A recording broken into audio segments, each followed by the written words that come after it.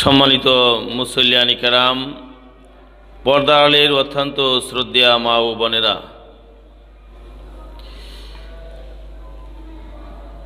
আল্লাহ তাবারক ওয়া তাআলা আপনি আমাকে 2021 সালের আজকের এই প্রথম দিন, একটি বছরের প্রথম দিন শুক্রবার আমি পেয়েছি। 2021 সালের আজকে প্রথম দিন, ঠিক না বলেন?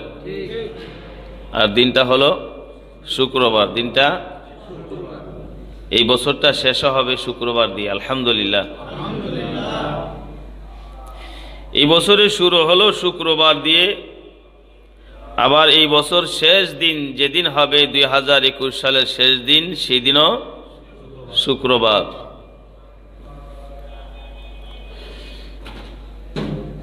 নতুন একটি বছর বরণ করে নেওয়ার জন্য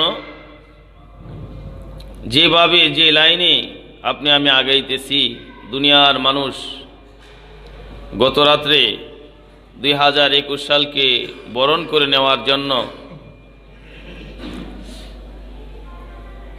এমন কিছু গুনাহ করেছে যেগুলো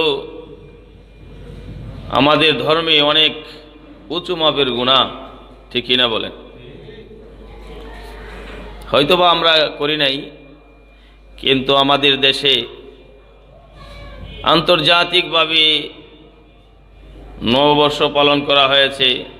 2021 সালকে রাতের 12টা 1 মিনিটে বরণ করে নেওয়া হয়েছে। এর ভিতরে যে গুনাহ হয়েছে, এর ভিতরে যে অন্যায় হয়েছে, আল্লাহ তাআলার দয়া মায়া যদি আপনি আমার মতো হতো, তাহলে আল্লাহ তাআলা এই দুনিয়াকে ধ্বংস করে দিতেন, ঠিক কিনা বলেন?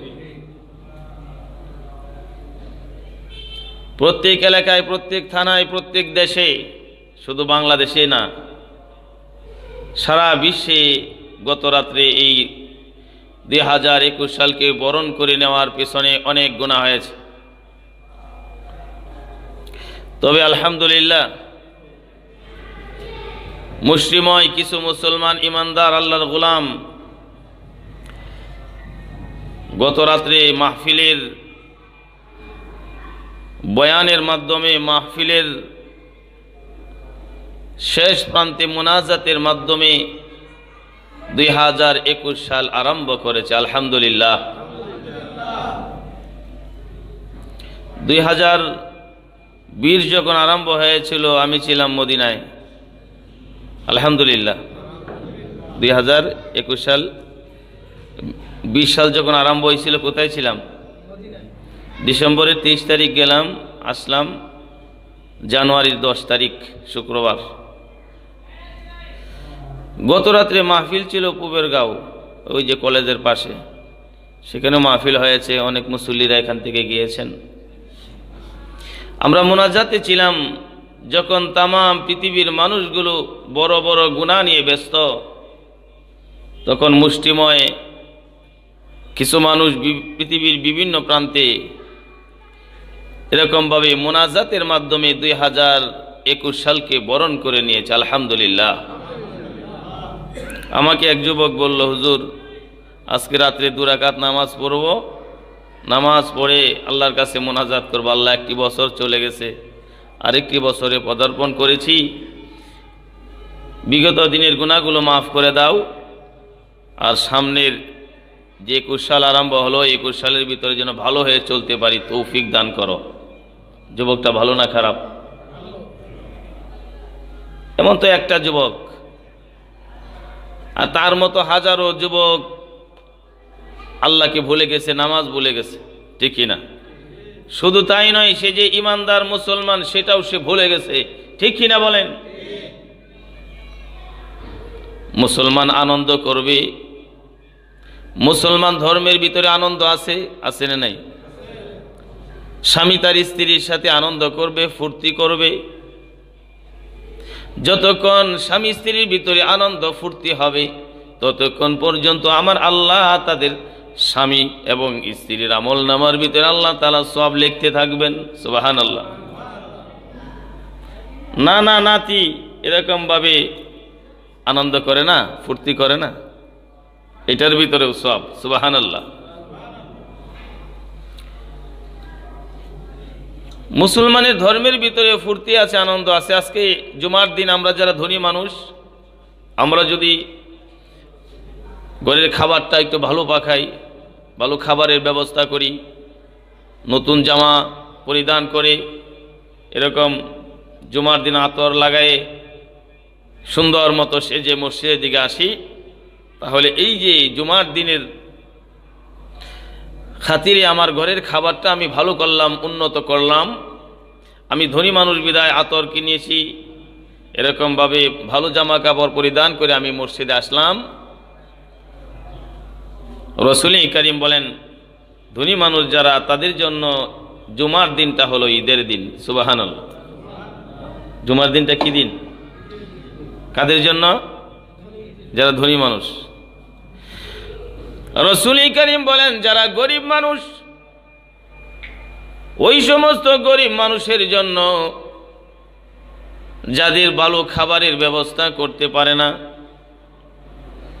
ভালো জামা কাপড়ের ব্যবস্থা করতে পারে না, এমন এমন গরিব মানুষগুলো যদি মসজিদের মধ্যে জুমার দিন সাধ্য মতো পাকসাব হয়ে উন্নত জামা কাপড় পরে মসজিদে যায়, রাসূল করিম বলেন, হজ থেকে মানুষ ফিরলে যেমন নিষ্পাপ মাসুম হয়ে যায়, আল্লাহ তাআলা গরিব মানুষগুলোকে নিষ্পাপ মাসুম বানাইয়া বাড়ির দিকে ফিরান। জুমার দিন হলো ধনীদের জন্য কিসের দিন? তারা ফুর্তি করবে, আনন্দ করবে, সপ্তাহে একটা দিন বিবিকে সময় দিবে, নাতিকে সময় দিবে, এই আনন্দ ফুর্তির ভিতরে সব হবে। আর যারা গরিব মানুষ, তারা যদি মসজিদের দিকে আসে, সাধ্য মতো পাকসাব হয়ে মসজিদে আসে, তাহলে এটাকে গরিবের জন্য হজ বলা হয়েছে। গরিবের জন্য আজকে দিনটা কি? হজের দিন। আর ধনীদের জন্য? কিন্তু কতক ধনী এমন দেখা যায়, সারা সপ্তাহ যে জামাটা পরিধান করেছে, ওই জামাটা পরিধান করে জুমার সালাত, জুমার নামাজ পড়তে আসে। ঠিক কিনা বলেন?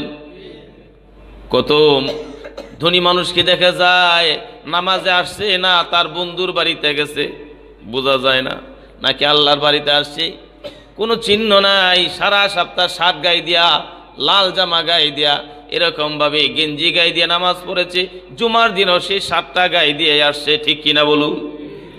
শার্ট মুসলমানের সাজ নয়। পৃথিবীর কোন আলেম ওলামা দেখাতে পারবে না যে শার্ট এটা মুসলমানের কোনো সাজ। আজকে বছরের প্রথম দিন জুমার দিন, আমার তো সেইভাবে সেজে আসার দরকার ছিল। ঠিক কিনা বলে?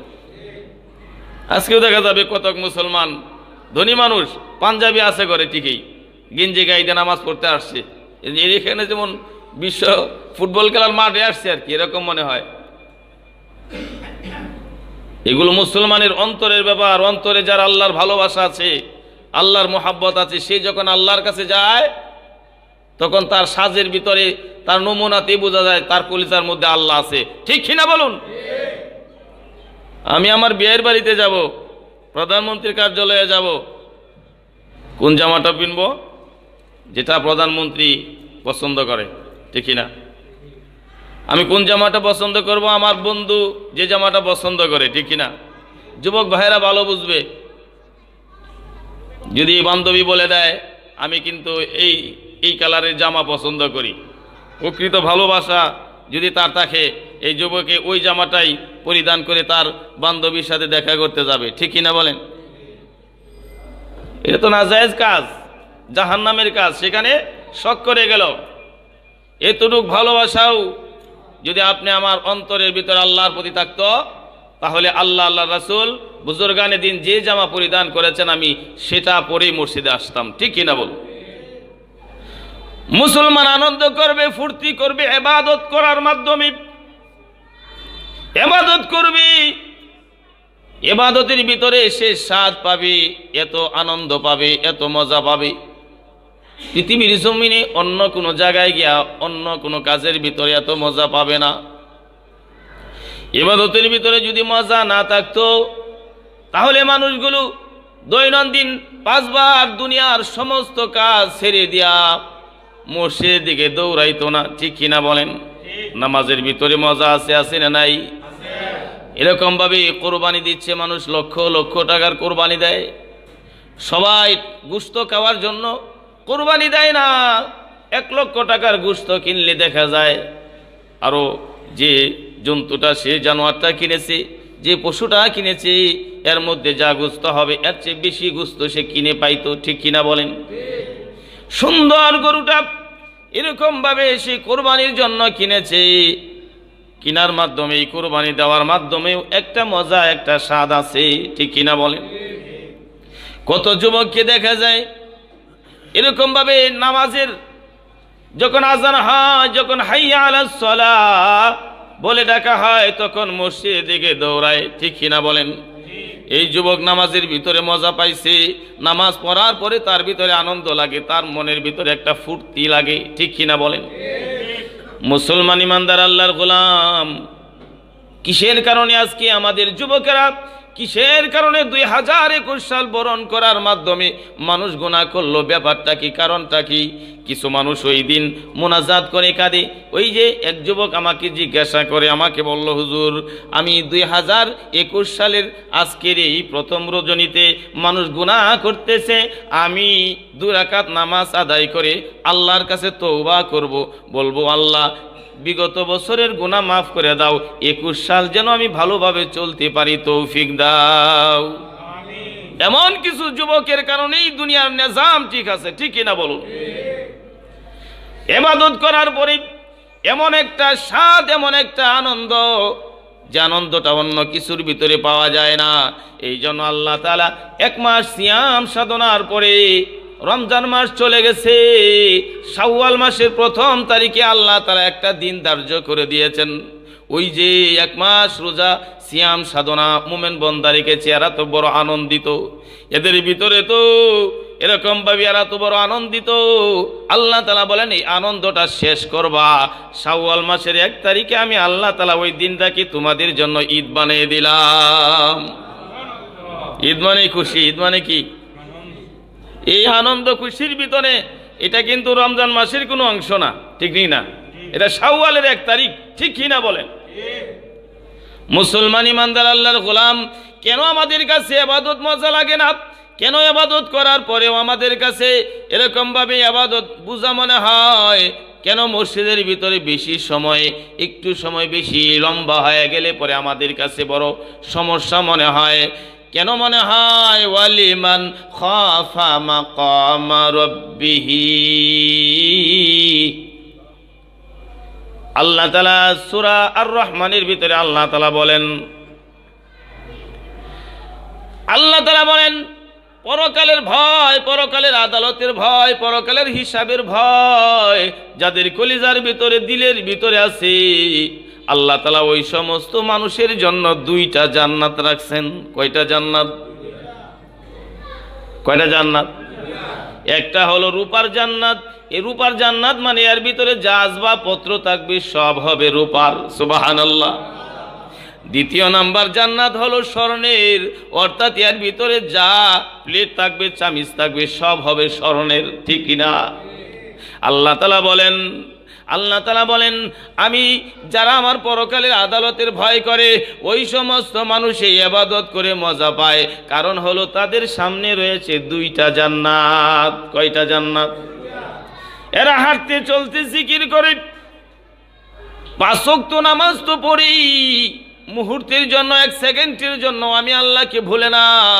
যখন সমতল ভূমির মধ্যে এরা হাঁটতে থাকে, তখন এরা জিকির করে, লা ইলাহা ইল্লাল্লাহ, লা ইলাহা ইল্লাল্লাহ, লা ইলাহা ইল্লাল্লাহ।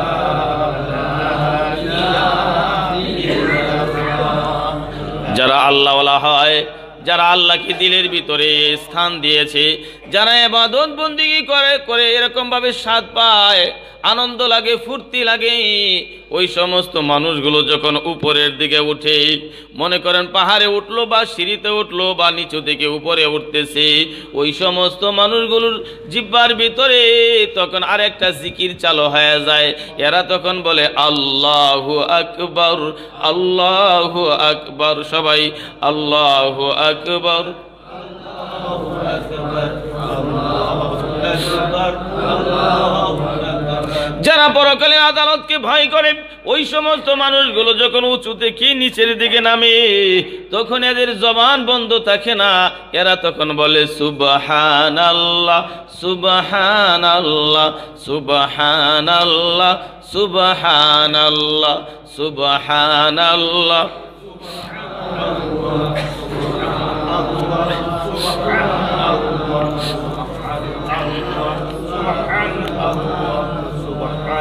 লা ইলাহা ইল্লাল্লাহু মুহাম্মাদুর রাসূলুল্লাহ সাল্লাল্লাহু আলাইহি ওয়াসাল্লাম।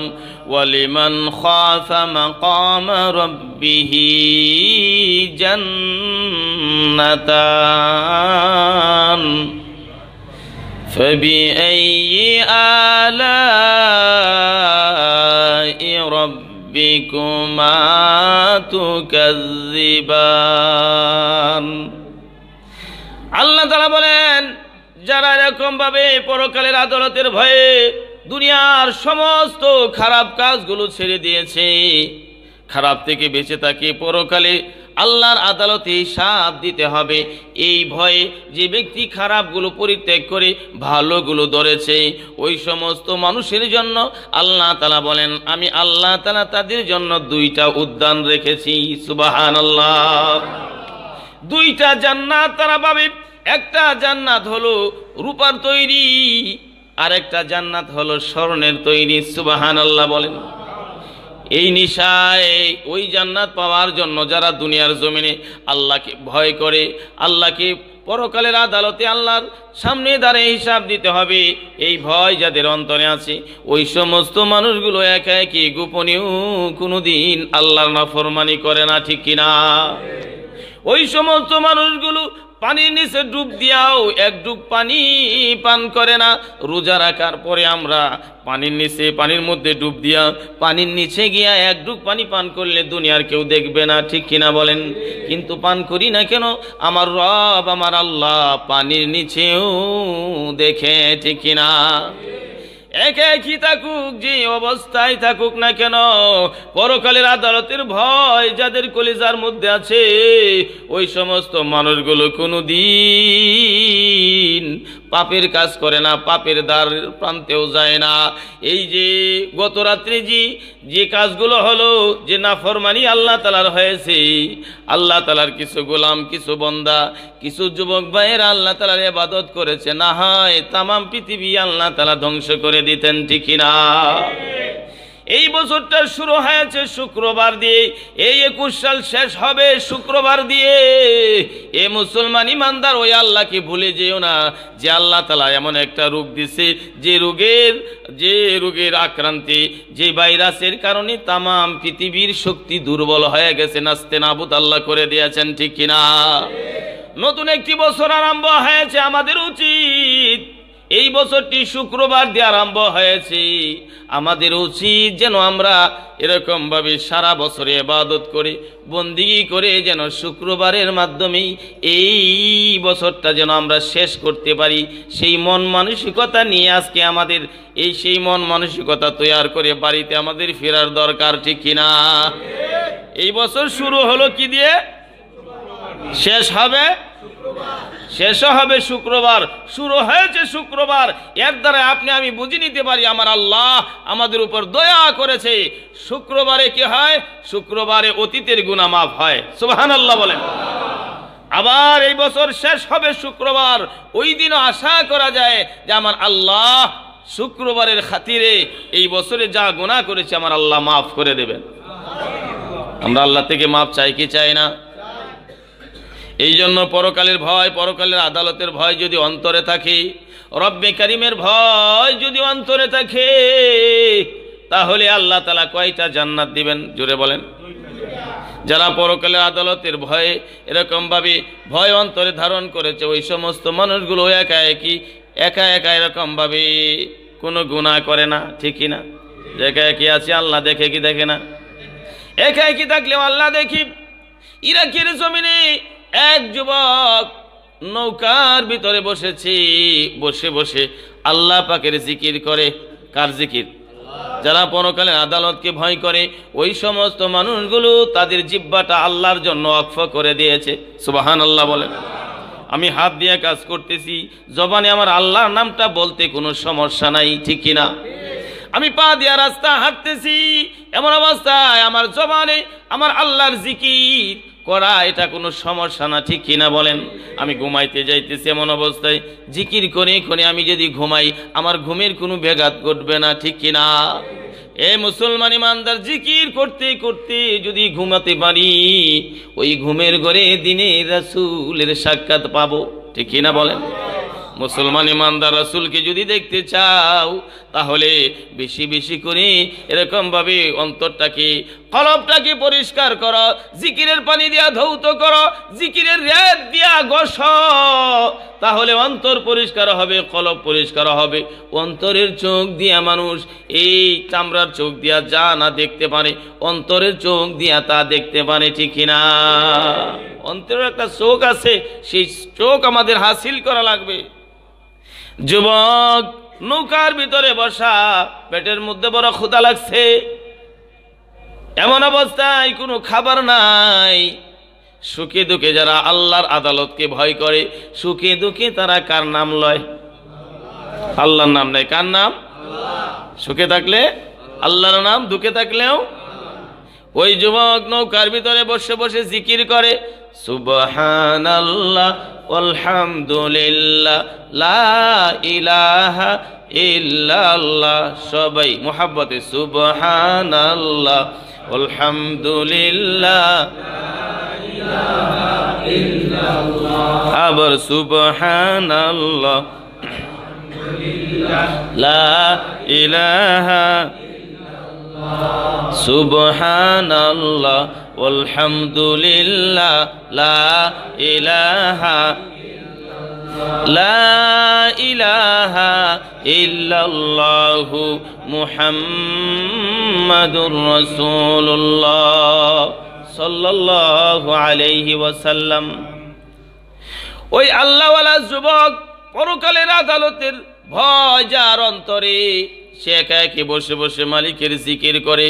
পেটের মধ্যে ক্ষুধা লাগছে, এমন অবস্থায় সামনের থেকে একটা ফল ভেসে ভেসে আসতেছে, নদীর স্রোতে একটা ফল ভেসে আসতেছে। ওই যুবক ফলটা হাতে নিলেন, সাথে সাথে ফলটা খেয়ে ফেললেন। পরকালের আদালতের ভয় অন্তর আছে না নাই? পরকালের আদালতের ভয় কেমন জিনিস?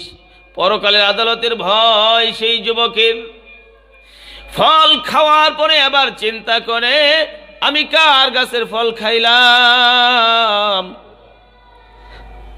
আমি যে হাত দিয়া ফল ধরেছি হাসরের দিন, এই হাত আল্লাহর দরবারে সাক্ষী দিবে। আমি যে চোখ দিয়া পরের ফল দেখছি, এই চোখ হাসরের ময়দানে সাক্ষী দিবে। আমি যে জিহ্বা দিয়া স্বাদ গ্রহণ করেছি, এই জিহ্বা হাসরের ময়দানে সাক্ষী দিয়ে দিবে। আমি পরেরটা ধরেছিলাম, আমি পরের ফল দেখেছিলাম, আমি পরের ফলের স্বাদ গ্রহণ করেছিলাম। হাসরের ময়দানে হাত পাও সাক্ষী দিবে, ঠিক কিনা বলেন? আমরা যারা একা একই পাপ করি, আমাদের সাক্ষী কি দূরের থেকে আনা লাগবে? আল্লাহ তাআলা সূরা ইয়াসিনে বলেন, এই অঙ্গ প্রত্যঙ্গ হাসরের ময়দানে সাক্ষী দিবে। এই জবানকে আল্লাহ বন্ধ করে দিবে। কেন? জবানে বলবে আল্লাহ নামাজ পড়েছি, রোজা রেখেছি, আল্লাহর আযাবের ভয়ে আল্লাহর সামনে দাঁড়ায় কত বড় খারাপই সে আল্লাহর সামনে দাঁড়ায় মিথ্যা বলবে। দুনিয়াতে যে আমরা মিথ্যা বলি, আল্লাহকে দেখে না, এটা কিন্তু আল্লাহর সামনেই বলি। কোথায় বলি? হাসরের দিনও মানুষ এরকম আল্লাহ থেকে বাঁচার জন্য বলবে আল্লাহ নামাজ পড়েছি। আল্লাহ তাআলা হাসরের ময়দানে জবান বন্ধ করে দিবেন, হাতের সাক্ষী নিবেন আল্লাহ তাআলা, পায়ের সাক্ষী নিবেন, অঙ্গ প্রত্যঙ্গের সাক্ষী নিবেন রব্বে কারীম আল্লাহ। আল্লাহর আদালত থেকে কেউ রেহাই পাবে না। এই জন্য আমার আল্লাহ ডেকে ডেকে বলেন, যারা আমি রব্বে কারীমের আদালতের ভয় যাদের অন্তরের ভিতরে আছে, আমি আল্লাহর আদালতের ভয়ে যারা গুনাহগুলো ছেড়ে দিয়েছি, রাতের 12টা 1 মিনিট বাজলে পড়ে আমার আল্লাহ ঘুমায় না, আমার আল্লাহ কিন্তু দেখেছে, ঠিক কিনা? কোন যুবক নামাজের ভিতরে ছিলা, কোন মুরব্বী নামাজের মধ্যে ছিলা, আর কোন মুরব্বী ওই যে নর্তকীর নাচ দেখার জন্য, আর এরকম ভাবে 2021 সাল বরণ করার জন্য স্বাদ নিয়েছো, মজা নিয়েছো, আমার আল্লাহ কিন্তু দেখেছে, ঠিক কিনা? দুনিয়ার কোনো সাক্ষীর প্রয়োজন হবে না। আমার আল্লাহ রব্বে কারীম তোমার হিসাব নেওয়ার জন্য সাক্ষী কিন্তু তোমার সাথেই, আমার সাথে, আমার বডির ভিতরে আল্লাহ তাআলা রেখেছেন, ঠিক কিনা? যুবক নৌকার মধ্যে বসে বসে কাঁদে, হাসরের ময়দানে আমার হাত সাক্ষী দিবে, হাসরের ময়দানে আমার চোখ সাক্ষী দিবে, আমার পা সাক্ষী দিবে, আমার জিহ্বা সাক্ষী দিবে। যুবক রে, জীবনে কত মানুষের ফল আপনি আমি খেয়েছি, ঠিক কিনা? অনেক মুরব্বীর আমরা বুড়া হয়ে গেছি, অন্যের গাছের ফল খেয়েছি কোনোদিন, ওই মালিকের কাছে গিয়া, ওই মালিকের কাছে গিয়া, ওই ফলের মালিকের কাছে গিয়া কোনোদিন মাপ চাই নাই, ঠিক কিনা? শুধু এরকম ভাবে টাকা পয়সা নষ্ট করলেই, মানুষের অর্থ সম্পদ নষ্ট করলেই পরের হক, এমনটা নয়। কোনো একটা মানুষকে আমি এরকম ভাবে কড়া মেজাজে কথা বলার কারণে কষ্ট পেয়েছি, একই কথা যদি নরম মেজাজে বলতাম বান্দা কষ্ট পাইতো না। হাসরের দিন আমার আল্লাহ ডেকে বলবেন, বান্দারে আমার যে হক আছে, আমি তো রহমান, আমি তো আমার নাম রহমান রেখেছি, আমি তো আমার নাম রহিম রেখেছি, তোমরা তো রেখে দেও নাই। আমি তো আমার নাম গাফফার রেখেছি, আমি যদি মাফ না করতেই পারবো তাহলে তো আমি আমার নাম আমি নিজে গাফফার রাখতাম না। আমি মাফ করে দিব আমার হকগুলো, আমি রহমান, আমি রহিম, আমি গাফফার। তবে আমার বান্দার হক তুমি নষ্ট করেছো, যাও যাও তার কাছ থেকে মাপ চেয়ে আসো। রাসূল করিম বলেন, হাসরের ময়দান যেদিন কায়েম হবে, উহুদ পাহাড় পরিমাণ সওয়াব নিয়া এরকম ভাবে কত মানুষ হাসরের ময়দানে উঠবে, পানাদারের কাতার এত লম্বা হবে, এত লম্বা হবে, এই সব সওয়াব দিতে দিতে দিতে দিতে দিতে দিতে উহুদ পাহাড় পরিমাণ সওয়াব শেষ হয়ে যাবে, কিন্তু পানাদারের কাতার এরকম অবশিষ্ট থাকবে। রাসূল করিম বলেন, সাহাবীরা শোনো। তখন আল্লাহ তাআলা ওই মানুষগুলোকে ডেকে আনবেন, এদের পাপগুলো তার গাড়ির ভিতরে, যে মানুষের মনে আঘাত দিয়েছে, যে মানুষের সম্পদ নষ্ট করেছে, তার গাড়ির ভিতরে এরকম ভাবে চাপাইয়ে দিবে আল্লাহ তাআলা হাসরের দিন। দিয়া ওই সমস্ত মানুষকে আল্লাহ তাআলা ওই যে তার মনে কষ্ট দিয়েছিল, তার মনে আঘাত দিয়েছিল, তার সম্পদ নষ্ট করেছিল, ওই সমস্ত মানুষের পাপ আল্লাহ তাআলা হালকা করে দিবেন। রাসূল করিম বলেন, সাহাবীরা শোনো, ওই মানুষটাই সবচেয়ে বড় গরীব। হাসরের ময়দানে উঠলো, উহুদ পাহাড় পরিমাণ সব নিয়ে উঠলো, পানাদারের কাতার এত লম্বা হলো, সব দিয়া শেষ, পানাদার আরো বাকি আছে, আর সব নাই, দিতে পারে না। রাসূল করিম বলেন, শোনো সাহাবীরা, শোনো রে আমার উম্মত, ওই মানুষটাই সবচেয়ে বড় গরীব। যে মানুষটা ভূমিহীন সে গরিব নয়, যার থাকার বাসস্থান নাই সে গরিব নয়। রাসূল করিম বলেন, গরিব হলো যে হাসরের ময়দানে গরিব হবে, ওই মানুষটাই সবচেয়ে গরিব। সব দিয়ে শেষ হয়ে যাবে, পানাদারের কাতার অবশিষ্ট থাকবে, সেই ব্যক্তি হলো সবচেয়ে গরিব। আমরা কি গরিব হতে চাই? যদি গরিব না হতে চাই, আজকে থেকে আমাদের জবানকে কন্ট্রোল করব। শুধু মানুষের সম্পদ নষ্ট করলেই পরের হক এমনটা নয় জবানের দ্বারাই জিহ্বার দ্বারাই আমি কোনো এক বান্দাকে ধমকের সাথে কথা বলেছি, যার কারণে সেই বান্দা অন্তরে কষ্ট পেয়েছে। জীবনের সমস্ত নেক আমল দিয়ে হাসরের ময়দানে তার থেকে মাপ চাওয়া লাগবে, তার থেকে মাপ নেওয়া লাগবে। এই জন্য আমরা আজকের বছরের প্রথম দিনে আমরা ওয়াদাবদ্ধ হই, যতটুকু আল্লাহ তাআলা রিজিক রেখেছে, যতটুকু খেতে পারি খাইব। টাকা পয়সা না থাকলে, খাবার না থাকলে না খেয়ে থাকবো।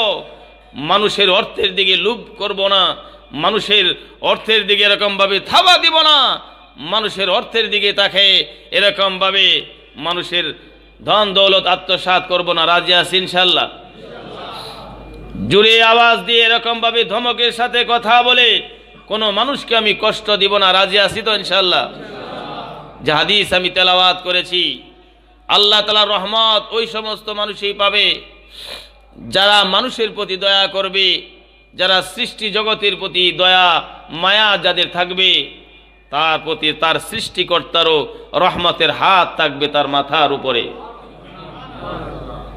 লা ইয়ারহামুল্লাহু মাল্লা ইয়ারহামুন নাস।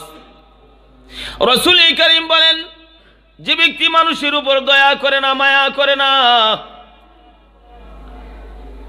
যে ব্যক্তি মানুষের প্রতি দয়া করে না, ওই ব্যক্তি উপরে আল্লাহ তাআলার কোনো দয়া মায়া থাকে না, তার উপরও আল্লাহ তাআলার রহম নাজিল হয় না। আপনি বলতে পারেন, হুজুর অন্যের টাকা মেরে 10 তলা বিল্ডিং এর মালিক হয়ে গেছে, ছেলে মেয়ের বাহিরে পড়ালেখা করায়, মানুষের টাকা আত্মসাৎ করে এত বড় লোক হলো, আপনি বলেন আল্লাহ তাআলার রহমত থাকবে না তার উপরে? আপনি খবর নিয়ে দেখেন, খবর নিয়ে দেখেন তার সংসারে কোনো শান্তি নাই, ঠিক কিনা বলেন?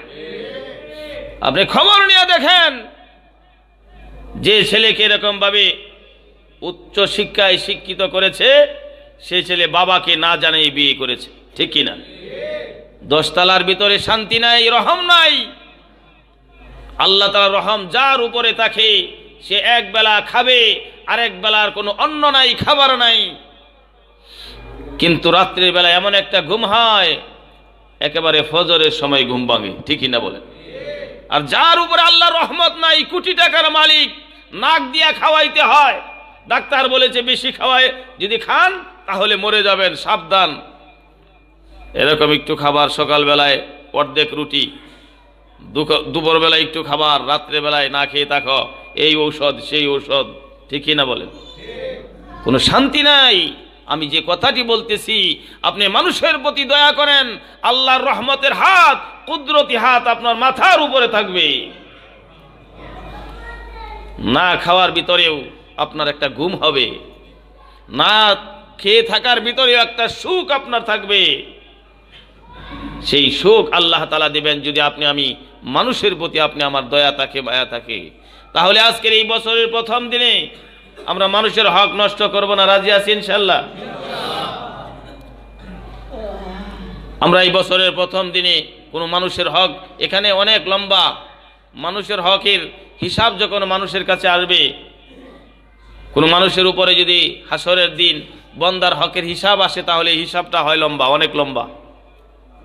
হিসাব দিতে দিতে পা পঙ্গু হয়ে যাবে হাসরের দিন। আর আল্লাহর হক যখন সামনে আসবে একেবারে সোজা। আল্লাহ বলবেন নামাজ পড়েছ? আল্লাহ কি বলবেন হাসরের দিন? যদি বলি যদি নামাজ পাওয়া যায় তাহলে বিনা হিসাবে জান্নাতি, বিনা হিসাবে কি জান্নাত। নামাজ যদি না পাওয়া যায় তাহলে আর কোনো হিসাব নাই, সে জাহান্নামী। আর বান্দার হকের সম্পর্কে সর্বপ্রথম কোনো মানুষকে আমি অন্যায়ভাবে হত্যা করেছি কিনা সেটার হিসাব হবে। দেখা গেল আমরা তো অন্যায়ভাবে কাউকে হত্যা করি নাই, তখন আবার জিজ্ঞাসা করে দেখো সে কারো সম্পদ নষ্ট করেছে কিনা, দেখো সে উচ্চ আওয়াজে কড়া মেজাজে কথা বলার কারণে বান্দা কষ্ট পেয়েছে কিনা। এইভাবে অসংখ্য প্রশ্ন আপনার সামনে আসবে বান্দার হকের বেলায়। কিন্তু আল্লাহর হকের বেলায় প্রশ্ন কয়টা? আউয়ালু মা ইউহাসাবু বিহিল আবদু ইয়াউমাল কিয়ামাতিস সালাহ। নামাজের হিসাব হবে। কিসের? নামাজের দরকার আছে না নাই? আজকে জুমার দিন আমরা কতগুলো মানুষ এখানে আসছি, যতগুলো মানুষ আমরা এখানে এসেছি, আমাদের জন্য আজকে যে ফজরের নামাজটা চলে গেছে সেটাও তো ফরজ ছিল নাকি? ফরজ ছিল না? যদি কেউ ফজরের পরে জুমার আগ মুহূর্তে মুসলমান হয়ে থাকে তাহলে জুমার নামাজটা ফরজ হয়েছে, ঠিকই না? আমরা সবাই তো আগে থেকে মুসলমান নাকি? আগে থেকে মুসলমান না? এখন যদি বলা হয় ভাই কে কে ফজরের নামাজ পড়েছেন, তাহলে সমস্যা আছে না নাই? আপনি তো ফজরের নামাজ পড়েন নাই। ফজরের নামাজ তো ছিল ফরজ, আবার জুমার নামাজ ফরজ। এটা জামাতের সাথে মহল্লাবাসী সবাই একত্রিত হয়ে আদায় করতে হয়। আপনি যদি অসুস্থতার কারণে না আসতে পারেন, ঘরে জোহরের নামাজ পড়ে নেবেন, ফরজ আদায় হয়ে যাবে, ঠিক কিনা বলেন? কিন্তু ফজরের নামাজের তো কোনো খবর নাই। হাসরের ময়দানে পরকালের আদালতের ভয়, হিসাবের ভয়, সর্বপ্রথম হিসাব হবে নামাজের। নামাজ যদি কমপ্লিট হয় আল্লাহ তাআলা জান্নাতের পারমিশন দিবেন। নামাজ যদি কমপ্লিট না হয় এবার আল্লাহ তাআলা বলবেন দেখো আমার হক তো আদায় করে নাই, কোনো বান্দার হক নষ্ট হয়েছে কিনা সেটা দেখো। ধরা খেয়ে যাবো আপনি আমি, ঠিক কিনা? নামাজ যদি কমপ্লিট হয় বান্দার হক সামনে আসবে না। সুবহানাল্লাহ বলেন। আমার কি প্রশ্ন করতে পারেন, হুজুর নামাজ কমপ্লিট হলে বান্দার হক এত মারাত্মক, এত গ্রহণযোগ্য, এত কঠিন হিসাব আসবে না কেন? আল্লাহ তাআলা বলেন যে ব্যক্তি নামাজ আদায় করে এই নামাজি বান্দা দুনিয়ার কোনো খারাপই ওই নামাজি বান্দাকে স্পর্শ করতে পারে না। যদি বলেন যে নামাজও পড়ে সুদের ব্যবসাও করে, আছে না নাই? নামাজও পড়ে আবার এরকম ভাবে নিশা পানিও খায়, আছে না নাই? নাকি মিথ্যা বলতেছি আমি? নামাজও পড়ে আবার রাত্র জেগে 12টা 1 মিনিটের আশায় থাকে যে আমি নাজ নিয়ামত মদের বোতল সামনে নিয়া যে 21 সাল বরণ করে নিব, আছে না এমন? হায় হায়, কই আপনি আমি মুসলমান হওয়ার কথা ছিল, আমি কি মুসলমান হতে পেরেছি? আমি তো মুসলমান হতে পারি নাই। মুসলমান হয়ে আপনি আমার কবরে যাওয়া লাগবে, ঠিক কিনা বলেন? মুসলমান হয়ে কবরে যাওয়া লাগবে। 5 ওয়াক্ত নামাজ মুসলমান হওয়ার 1 নাম্বার হাতিয়ার। কালমা পড়েছি, কালমার পরেই নামাজ। কালমার পরে কি? একটা মানুষ ইসলাম ধর্ম গ্রহণ করেছে, এবার তার দ্বিতীয় কাজ হবে নামাজ। দ্বিতীয় কাজ কি? নামাজেরই খবর নাই আমাদের। এই জন্য আজকের এই বছরের প্রথম দিন থেকে আমরা ইরাদা করে যাই আল্লাহ 5 ওয়াক্ত নামাজ জামাতের সাথে পড়বো। আল্লাহ তুমি তৌফিক দিও। আমরা কি বলতে পারবো এই কথাটা? তাহলে হাত উপরের দিকে উঠান, বলেন আল্লাহ 5 ওয়াক্ত নামাজ জামাতের সাথে পড়তে চাই। বছরের আজকের এই প্রথম দিনে, 21 সালের আজকের এই প্রথম দিন, এই জুমার মুহূর্তে আয় আল্লাহ তোমার সাহায্য চাই। তোমার সাহায্য ছাড়া আমরা 5 ওয়াক্ত নামাজি হতে পারবো না। আয় আল্লাহ নামাজের জন্য আমাদেরকে তুমি কবুল করো। সকলে বলে আল্লাহুম্মা আমিন। নামাজ যদি কমপ্লিট হয় বান্দার হক সামনে আসবে না। কারণ কোন নামাজি কোনো মানুষের সম্পদ আত্মসাৎ করতে পারে না, এটা আল্লাহ কোরআনে বলছেন। কোথায় বলছেন? কোন নামাজি মানুষের মনে আঘাত দিতে পারে না, কোন নামাজি মানুষকে ধমক দিতে পারে না, কোন নামাজির দ্বারাই এরকম ভাবে কোনো খারাপই হতে পারে না। ইন্নাস সালাতা তানহা আনিল ফাহশাই ওয়াল মুনকার। নামাজ এমন একটা মেডিসিনের নাম, যারা এটা সেবন করবে তারা তাদের ভিতরে এমন দিল পয়দা হবে যে তারা মানুষের মনে কষ্ট দিবে না, কেউ তার থেকে এরকম কষ্ট পাবে না। সেটা পিপিলিকা হোক সেটাও তার দ্বারাই ক্ষতিগ্রস্ত হবে না, কোনো গুনাহ তার দ্বারাই হবে না। তাহলে নামাজটা আমরা পড়বো তো ইনশাল্লাহ? নামাজ খালি পড়বো, জীবনেও কোনো দিন নামাজ শিখবো না, এমনটা কি? এমনটা হবে? নামাজ শিখে নামাজ পড়তে হবে। তার মানে হুজুর নামাজ তো পারি না, নামাজ শিখে লই তারপরে নামাজ ধরবো না, এমনটা হবে? এমনটাও যেন না হয়। নামাজ পড়তে থাকবো আর নামাজ শিখতে থাকবো। রাজি আছি তো ইনশাল্লাহ? নামাজ পড়তে থাকবো আর নামাজ শিখতে থাকবো। এই শিকার হালতে আমার যত ভুল হবে সব মাফ করবেন কে? আরো জোরে আওয়াজ দিয়ে বলেন কে? আর আমি শিখবো না জীবনভর, জীবনটা শেষ হয়ে গেছে, কবরে চলে যাচ্ছি, এমন অবস্থায় নামাজের সূরা ফাতিহাটাই ঠিক হলো না। আছে না এমন কিছু মুরব্বী? এমন কিছু যুবক ভাইয়েরাও আছে না নাই? নামাজও পড়তেছে, একবারে 5 ওয়াক্ত নামাজি, কিন্তু নামাজের নিয়ম কানুন কোনো খবর নাই। নামাজের কেরাত যদি না হয়, কালামি কারিমের তেলাওয়াত যদি শুদ্ধ না হয়, তাহলে নামাজ হয় না। নামাজ ভঙ্গের কারণ, ঠিক না? 1 নম্বর কারণ হলো নামাজে অশুদ্ধ পড়া, ঠিক না বলেন? কই আমার মুসল্লিরা তো কোনোদিন আমার কাছে আসলেন না। কোনো একটা মুরব্বী, কোনো একটা যুবক যে হুজুর আমার নামাজটা আমি যে পড়ি, যে সূরা কারাত দিয়ে রুকুর তাসবিহ, সিজদার তাসবিহ কি এগুলো আছে, আমার শুদ্ধ হয় কিনা একটু দেখেন তো। আমি তো আসবো না। কেন? আমি গ্রামের মাতবর, যে ইমাম সাহেবের কাছে গেলে তো আমি ছুটো হয়ে যাব, ঠিক না বলে? আমি যাব না। কেন? আমি ইমাম সাহেবের কাছে শয়তান আমারে যাইতে দেবে না, কারণ ওইখানে গেলেই তো তুমি নাজাত পেয়ে যাইবা। এলাকে শয়তান তোমার ভিতরে একটা বড়াই, যে এত বছর ধরে নামাজ পড়স, ইমাম সাহেবরে গিয়া দুইটা শোনাস, ইমাম সাহেব তো জানিয়া ফেলবো, এরকম ভাবে বুঝবে যে তুই এতদিন যা নামাজ পড়ছস একটা ওয়াই নাই, তোর সূরা ফাতিহাই ঠিক না। কিছু মুসল্লি এরকম আছে না নাই? এই জন্য আমরা উলামা হযরত যারা সহি শুদ্ধভাবে কালামে কারিমের তেলাওয়াত জানে, আমরা তাদেরকে সূরা ফাতিহা শোনাবো তো ইনশাআল্লাহ।